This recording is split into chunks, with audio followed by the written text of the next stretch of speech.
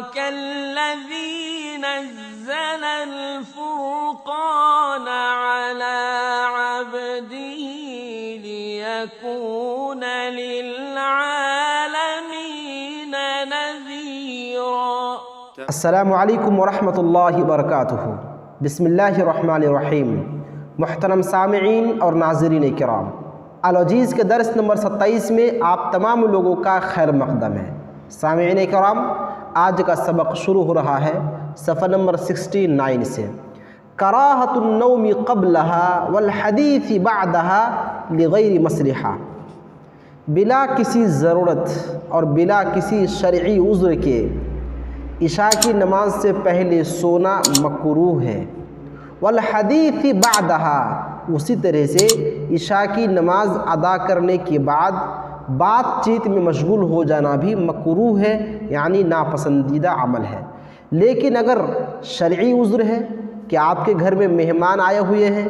یا تعلیم و تعلم کی بات ہے، پڑھائی لکھائی کا کام ہے، اسی طرح سے دینی اجتماع چل رہا ہے، تو اس میں حرج نہیں ہے۔ عشاء کی نماز کے بعد بات چیت کرنا منع اس لیے ہے کہ اگر آپ دیر رات تک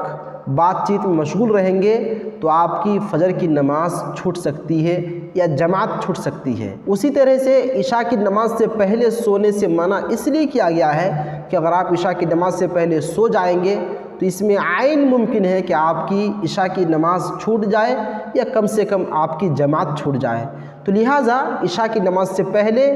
سونا منع ہے اور عشاء کی نماز کے بعد بات چیت کرنا بلا کسی شرعی عذر کے بھی منع ہے۔ عن ابی برزہ رضی اللہ عنہ، ابو برزہ رضی اللہ تعالیٰ عنہ کہتے ہیں ان رسول اللہ صلی اللہ علیہ وسلم کان یکرہ النوم قبل العشاء۔ اللہ کے رسول صلی اللہ علیہ وسلم سونے کو ناپسند فرماتے تھے عشاء کی نماز سے پہلے، والحدیث بعدہا، اور عشاء کی نماز پڑھ لینے کے بعد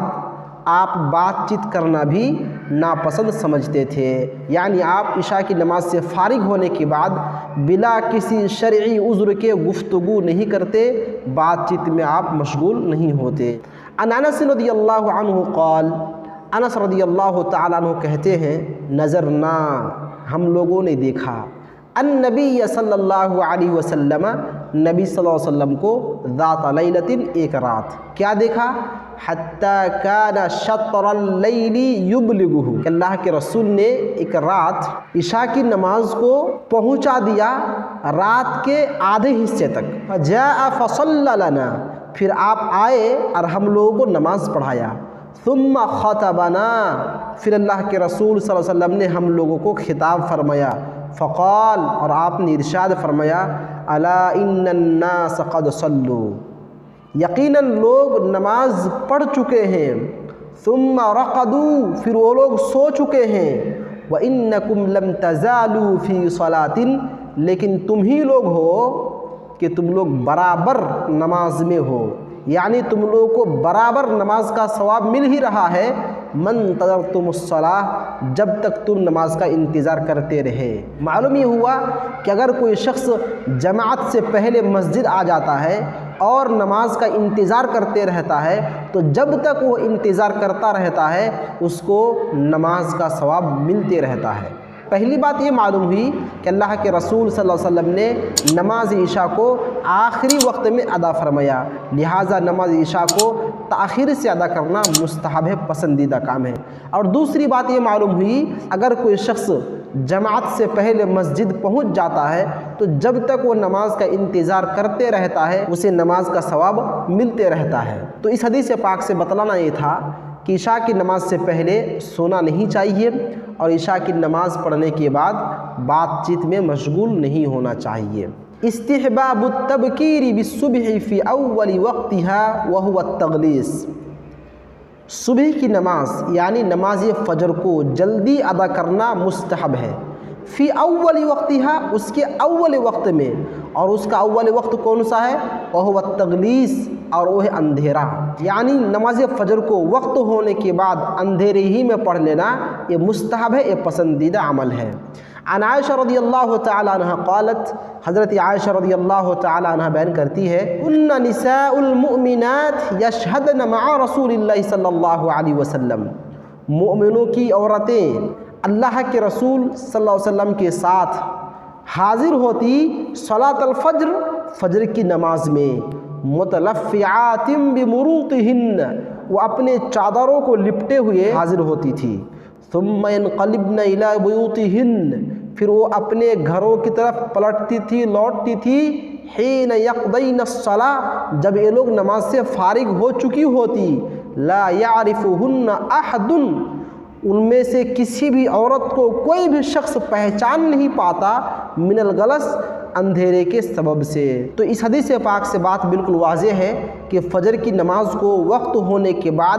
اندھیرے ہی میں ادا کر لینا پسندیدہ عمل ہے، اور ایسا بھی کرنا درست ہے کہ اگر کوئی شخص اندھیرے میں نماز کو شروع کرتا ہے لیکن قرات لمبی ہوتی ہے جس کی وجہ سے اجالا چھا جاتا ہے، تو اس میں بھی کوئی مشکل نہیں ہے۔ متى يكون مدركا للوقت، کب وہ شخص وقت کو پا سکتا ہے، یعنی بتایا جا رہا ہے کہ اگر کوئی شخص نماز بھول گیا یا سویا تو بیدار نہیں ہو سکا، یا اسی طرح سے کسی کام میں مشغول ہوا تو ان کو نماز کے بارے میں دھیان رہا ہی نہیں، اور جماعت بھی ختم ہو گئی، تو اب وہ شخص جو نماز ادا کرے گا تو ان کی نماز ادا ہوگی یا قضا ہوگا۔ عن ابی ہریرہ رضی اللہ عنہ، حضرت ابو ہریرہ رضی اللہ تعالیٰ عنہ روایت کرتے ہیں، ان رسول اللہ صلی اللہ علیہ وسلم قال، رسول اللہ صلی اللہ علیہ وسلم نے ارشاد فرمایا، من ادرک من الصبح رکعۃ، جس نے فجر کی نماز میں سے ایک رکعت بھی پا لیا، قبل ان تطلع الشمس، سورج کے طلوع ہونے سے پہلے پہلے، فقد ادرک الصبح، تو انہوں نے صبح کو پا لیا، یعنی سورج کے طلوع ہونے سے پہلے پہلے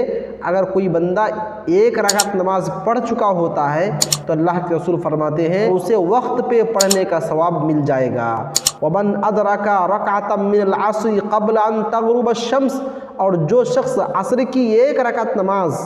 سورج کے غروب ہونے سے پہلے پڑھ لیتا ہے، پا لیتا ہے، فقد ادرک العصر، تو یقیناً انہوں نے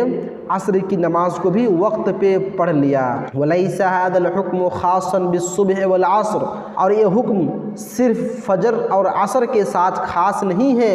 وانما هو عام فی کل صلاۃ، بلکہ یہ حکم عام ہے اور ہر نماز کے لیے ہے، جیسے کہ ہر نماز کا ایک اول اور ایک آخری وقت ہوتا ہے۔ تو اگر کوئی شخص با جماعت کسی شرعی عذر سے